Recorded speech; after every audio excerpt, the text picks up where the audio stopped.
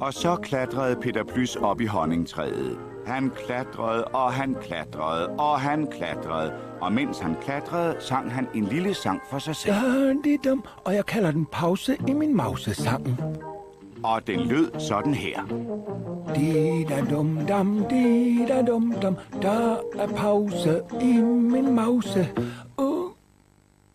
Væk for lidt af Nino smitter, di-dam-dum-dam-dej. Jeg skulle ikke klatre op, hvis en plys havde biens krop. Men en bjørn, jeg jo ej var så helt uden honninginteresser. Men ham plysbjørn elsker staset og foræset og formaset. Der er pause i min mause, tid til noget. Til noget sødt.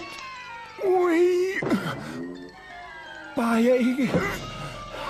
Jeg havde nemlig tænkt mig, det kommer alt sammen af at holde så meget honning.